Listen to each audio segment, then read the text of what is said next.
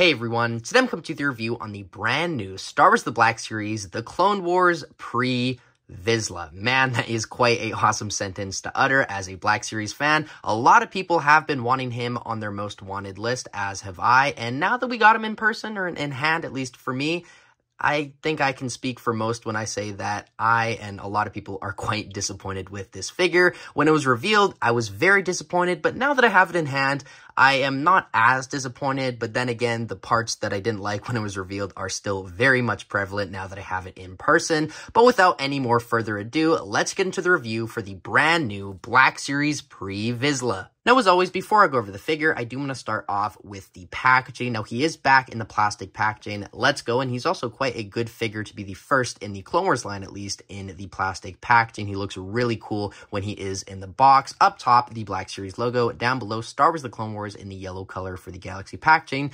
Vizla, warning, don't choke, 4+ Hasbro. On this side, we have the Black Series logo, some more yellow, nothing much more going on that side. But on this side, this is...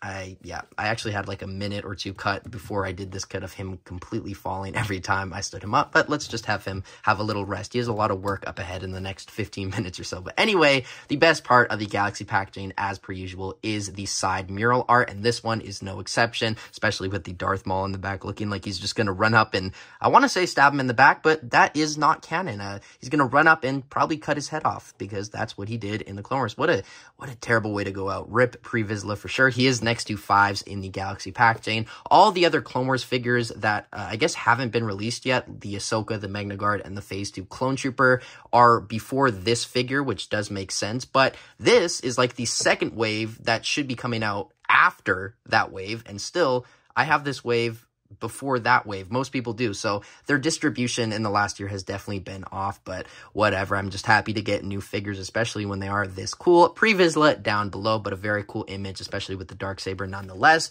He is number 17 in the Galaxy packaging for the Clone Wars. His bio reads, Vizla. Vizla was a governor of Concordia, a moon of Mandalore during the Clone Wars. Behind closed doors, he led Death Watch, a secret group of commandos seeking control of Mandalore. And there we have the same image that was on the side on the back. Bunch of legalese down below, barcode, some more legalese on that bottom. Nothing on this side, like I said. Here, nothing on the top. And that's pretty much all I have to say with the packaging. So let's get on to Vizla himself. Now here we have Vizla with all of his accessories off of him, being the Darksaber, his helmet, a very cool and unique jetpack, along with his 2 Mandalorian pistols. I guess I'll start off with the jetpack, as it kind of intrigues me the most. The shape and the design is just very different and unique compared to other kind of normal, like this one, Mandalorian jetpacks. This is the Mandalorian Night Owl, and I did get 4 of this figure because I really wanted to army build and make a Siege of Mandalore scene. And then after I didn't get as many 330 seconds as they were like impossible to find, I kind of regretted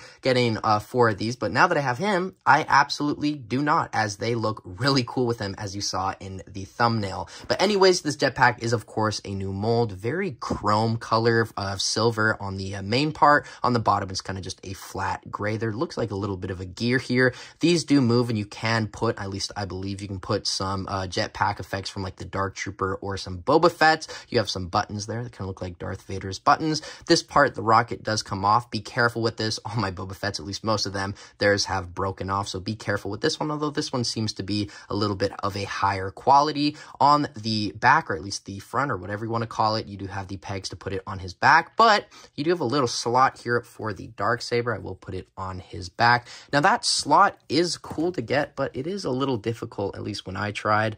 I'll take the Darksaber off here and you can see what it looks like. I believe it just goes in like so, or whatever. It doesn't stay in really good if you shake it.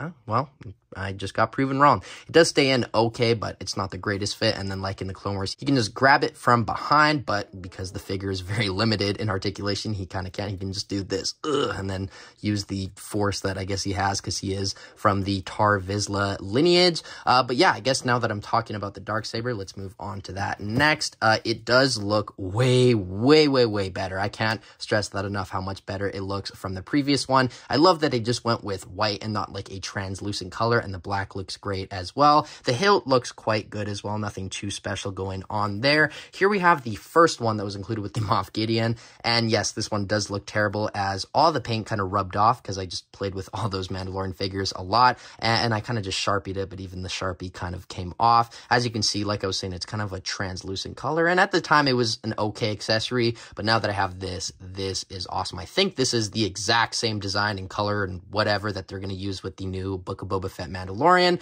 But still, I'm very excited to get that figure and get more Darksabers in the Black Series. I hope to have in like 5 years just like 10 in my hand. That would be like a rapper's dream. But anyway, that's all that I really have to say for the Darksaber. It looks great as always. Well, not as always as I just said. Now for the helmet, this is probably one of my favorite parts of the figure, as I always found that he had just quite a unique and cool design for a Mandalorian helmet in the Clone Wars. Same thing with his jetpack, like I was saying. Kind of reminds me of Tech with all the antennas. I believe that's what they are supposed to be. He doesn't have the one on the back there. It didn't come with it. It didn't fall off or anything. I don't know if he got it cut off in the Clone Wars, as it looks like that's kind of how it should be with the tall one above the shorter one. But anyways, these do kind of look like you could rotate them and make them like guns. That would be really cool if you had like guns shooting from his helmet.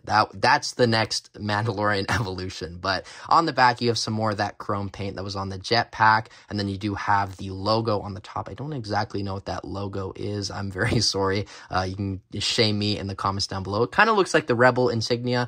I guess he could technically be a rebel with his cause, an extreme rebel, but that's at least what I see. I don't know what that's called. Let me know in the comments down below. Other than that, though, I do love the shine that is going on with this helmet, and I guess the rest of the figure, as you will see eventually. The side parts here are kind of just a matte plastic, swirly-whirly type plastic, and then the black visor looks good as always, and then of course you can just pop it on to his head sculpt underneath. Now I guess while I did that, I can just take a quick look at this head sculpt. I think this looks okay. I don't think it's perfect. I think it suffers from the same syndrome that like Boba Fett or Sabine or any figure really that has to put on a helmet in the Black Series line just feels smushed, so they have to like adapt it from what it would normally be to just be allowed to put the helmet on. And this one isn't as bad as he is pretty much bald, but still there's something about it that does seem off. Granted, he was an animated design, and this is translated from animation to live action. So as far as that goes, it's not terrible, but I do feel like there is something kind of off. It kind of looks,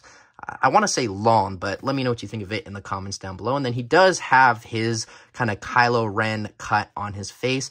I'm not sure who gave that to him. Once again, let me know in the comments down below. I do know a decent amount about Star Wars, but I don't know every single little nitty-gritty detail that I'm sure if you're watching, you probably know better than me. But yeah, the head sculpt does look quite good, although it is not perfect by any means. So, you know what? For the time being, because I prefer the helmet, let's just cover that up. That looks very, very cool. And then lastly, for his accessories, nothing too special. We do have two Mandalorian blasters. Now, I thought that these were new sculpts at first just because it kind of looks like there's like a more thin part of the gun down the center and like a triangle design on the side. But then I looked at the Mandalorian Night Owl ones, which are quite a cool color. I love the very shiny silver, and they are exactly the same. I guess I just haven't played with that figure or these guns in a long time, but still to get them in this color, it's not as good. I kind of would have preferred this, but I do believe it is more accurate as he is kind of a darker type Mandalorian, although this does kind of match his boots at least somewhat. Let's see what that looks like. How does that look? Ooh, doesn't look too bad, but then again, I do want to give this back to the rightful owner, being one of his thugs, I guess you could say. And then, yeah, of course, you can just put these into his little holsters that are attached to the thigh cut, and they do fit in quite well. That is one benefit of this old body. Those guns are not coming out unless you do want them to. But other than that, that is all for the accessories. So let's get on to the bulk of the actual figure, being the figure, and the bulk actually makes sense as he is quite bulky. But anyways, let's get into that. Now, for the actual figure himself, I'm probably going to take the jetpack and might as well just take the actual helmet off so we can get the bare minimum with this figure. On the back, very plain color, nothing too crazy going on, just the necessary pegs to attach the jetpack. But the main problem with this figure is the body, and that comes with the fact that the Black Series line has evolved very, very nicely. It's just fermented as a very good wine, I guess, if you want to use that as a metaphor for the entire Black Series line over the last 5 years or so. And with that, we've gotten so many great bodies, specifically Mandalorian bodies. The one I'm referring to is, of course, the Mandalorian Death Watch figure from the Mandalorian Galaxy Packaging line. That figure is amazing. Chef's kiss, great figure. And when this was, I believe it was pipelined, or it was probably leaked by Yakface, as he always does, I was very excited. A lot of people were. I think we might have gotten the TVC one revealed first, and that one got revealed. I was like, perfect. That one looks great. I hope the Black Series one looks like that. I could be wrong. I don't know what the order was on the revealing for this or the TVC one. But then we saw this, and I was like, no, why are they doing that? Because this body is one of the first in the Black Series line. I believe the Jango Fett was number 17, I want to say, in the red line. I could be a little bit off with that number, but still, nonetheless, he was one of the early first 50 or so figures in the Black Series line, and therefore, this body is 2015 or 2016. It's about like 7 years old at this point, and I'm fine with reuse when it works. But here, I just think because the character is so desired and so dynamic in the show, you just can't do that much with this body. It's very, very stiff, just like the previous counterparts. I want to say it's a little bit better, but then again, not really. And the main problem with this body is the arms don't go in that much. And also, every single one of my Mandalorian loyalists, all their bands or all their little lines or whatever you want to call them here, all ripped off. Let me grab this one. I assure you they've ripped off. Oh yeah, this one has on this side. Although I do want to say that these do have a little bit better of a plastic, and you can move them and it doesn't feel like they're going to rip. But then again, I think I said that with the original figures, and that was the case. They did inevitably rip. This one seems to be a little bit more stiff. So that really does suck. And also, the main problem with this figure is he just can't stand. I remember, I think I said this earlier in the video, I had like a 1 or 2 minute cut of him constantly falling down. You kind of have to like move the legs outwards and then bend him forward. And even this is hard. Imagine him with the jetpack and the helmet on. It's even harder. And that kind of comes down to the feet here. They just have no ankle movement going up. If the ankle movement was updated or changed somewhat, I would like this body a lot more. But because of that, it really does suck for movement, and he just feels very outdated. He feels like a figure that was designed like 4 or 5 years ago, and they've just been waiting. Like with most of their Black Series figures that aren't from new Disney media, they've probably had them designed for years, and they're just waiting for the proper opportunity to release him. But I feel like he could have been released earlier, because if he was released in like 2020, which is when the Jango Fett Gaming Greats figure would have came out, this would have been a great figure, because we didn't have all those awesome Black Series updates yet. They were just starting to come out with that first Galaxy Packaging wave. But it's 2023 going into 2024 soon, which is when most people will probably get this figure. And I just find that this is unacceptable. The only real bonus I think I can say from them using this body sculpt is, like you saw in the thumbnail, it does match up very, very nicely compared to the Mandalorian Loyalist and the Death Watch Mandalorians, although chronologically, yeah, I believe so. I believe that is the word. That never actually happened, as he did lose his head, which, can you take his head off?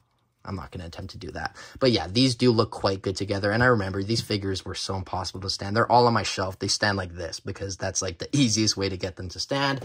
So that is definitely the main bummer with this figure. But if that doesn't bother you, and if you just like a figure that just looks good and you're not going to get them in a bunch of poses, I do think you will like this figure. And even if you don't, I still think there is a lot of fun to be had with this figure. Like I said, it was way better getting him out of the box than I thought when the pictures were revealed. But other than that, I guess on the torso here, you do have a little bit of a chrome metal along with another logo. Once again, don't know what that logo is. The shoulder pads look quite good. There's a scratch on that side, same kind of color as the torso. Like I was mentioning with these bands, they are very easy to rip, but they do look good nonetheless. Kind of a cool accessory that we don't get with newer bodies. The gauntlets both look really good. The colors, I want to say though, like the silver and the gunmetal grays are very inconsistent with this figure. I did say this was similar to the torso, but I don't know. It seems a little bit more shiny, and then these are definitely just like a Captain Phasma silver. I guess that's how I'll describe it. These look very dark with maybe like a hint of brown or copper or something. I don't know. That could just be me. And then again, it's probably accurate to the actual design from the Clone Wars. But the belt does look good. Nothing too crazy going on there.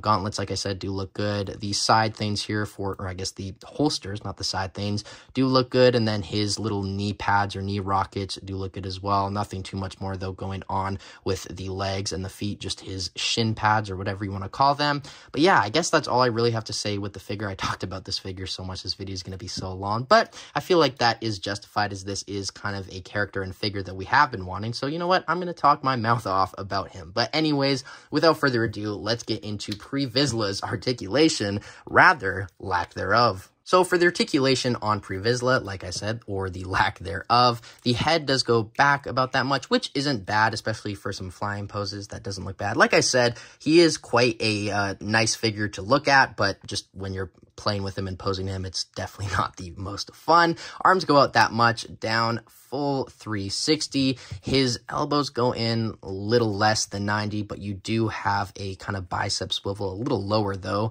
which is kind of unique for a figure.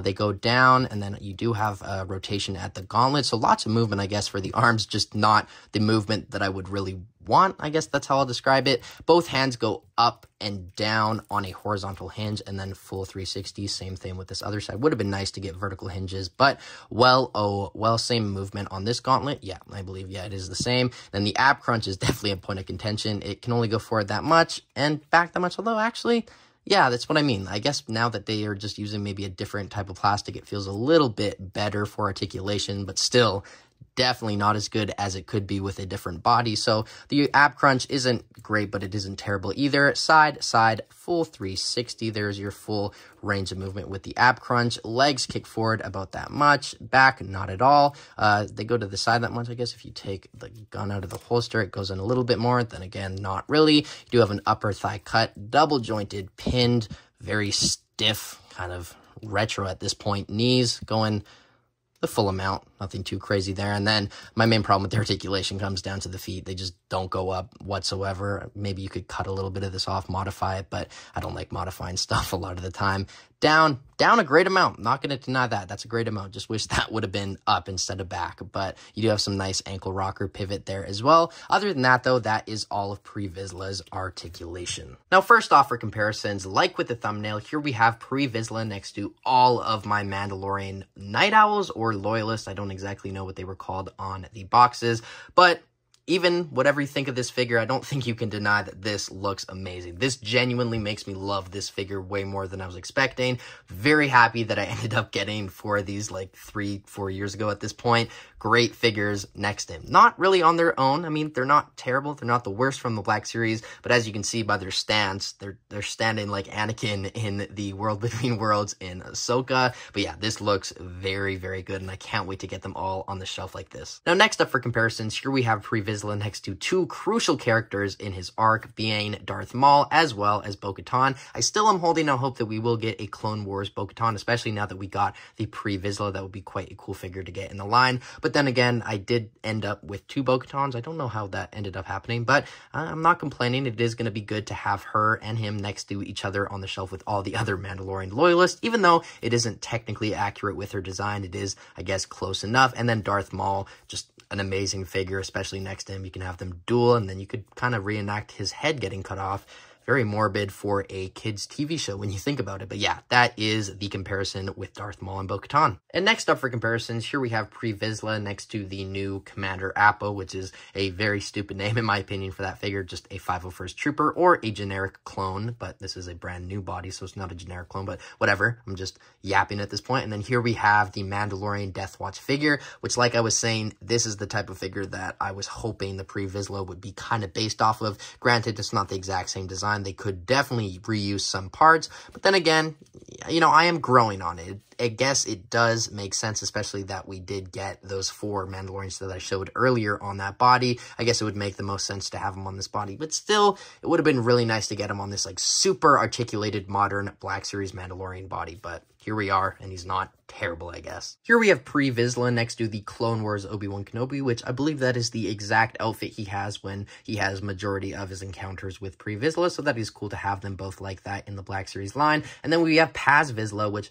I don't know the relation to Vizla. Maybe that's his dad. I don't know, but they are voiced or played or whatever you want to say by Jon Favreau, although this guy looks a lot bigger and this guy looks a lot smaller. I don't know if Jon Favreau was actually in the suit.